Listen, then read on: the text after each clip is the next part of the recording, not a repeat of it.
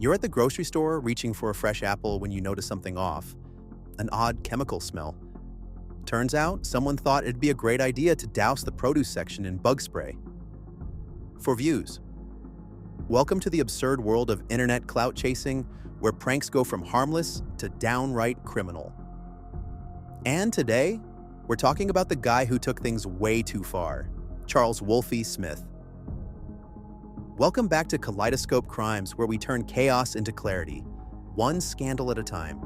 Be sure to use that anger you have from this case to smash that subscribe button and share this video so more folks can know about this TikToker's reckless saga. And if you stick around, somewhere in this video, there's a clip of my cats doing something super cute. It's a weekly thing I'm trying out. Show them some love in the comments down below. All right, let's get into it.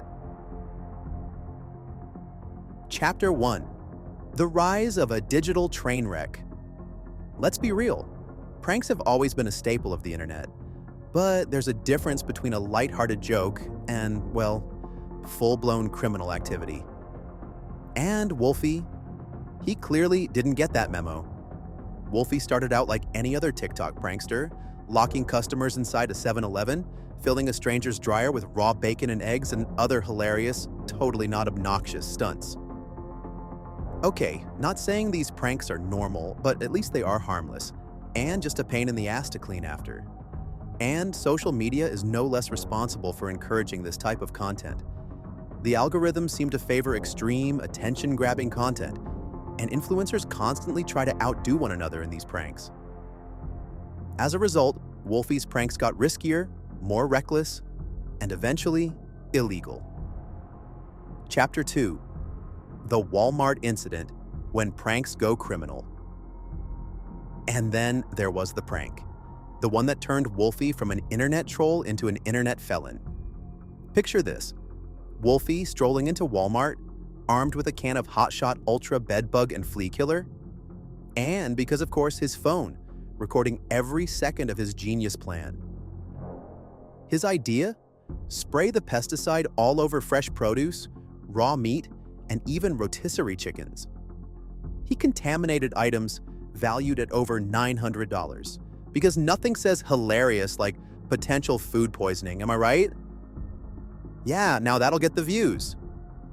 Spoiler alert, Walmart wasn't laughing. Neither were the cops.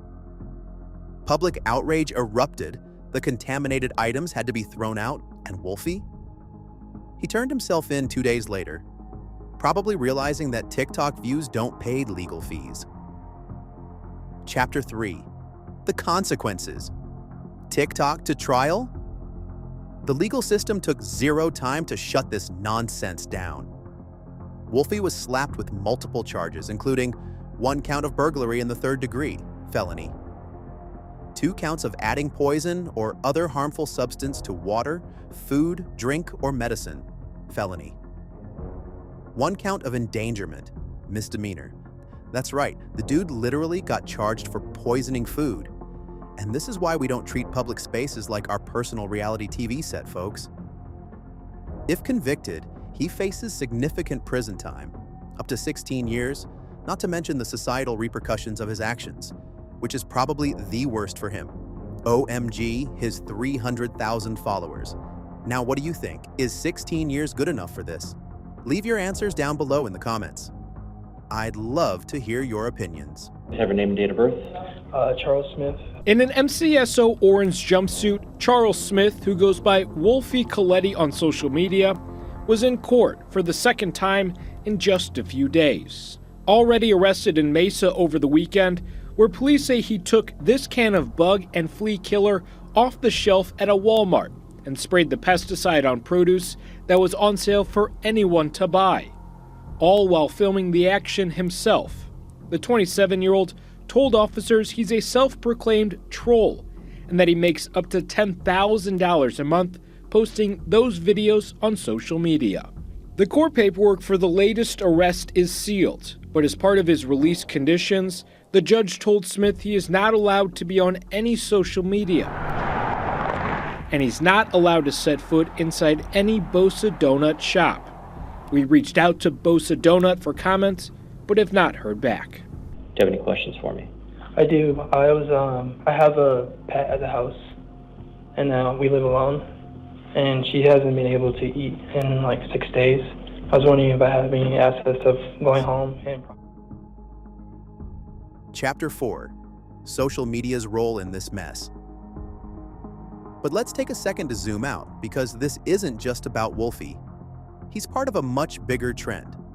Social media has created a culture where being the loudest, wildest, and most shocking gets rewarded.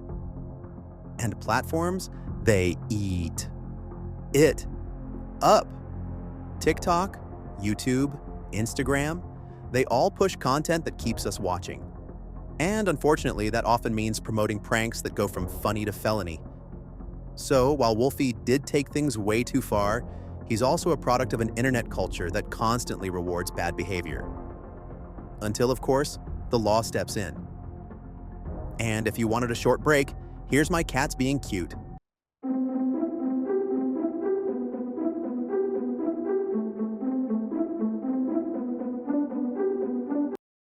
Chapter 5: The Internet Reacts.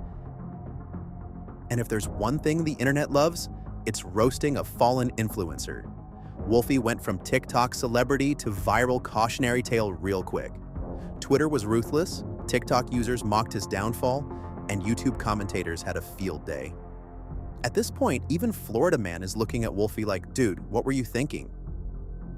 Well, in response to similar incidents, TikTok and YouTube have updated their policies to implement stricter moderation measures.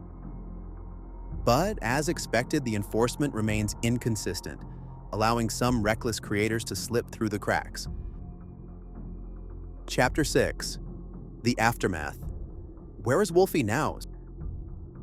So, where is Wolfie now?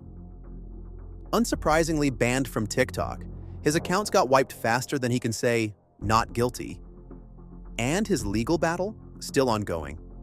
If convicted, he could be facing serious time behind bars because, fun fact, the law doesn't really vibe with prank culture when it involves poisoning groceries.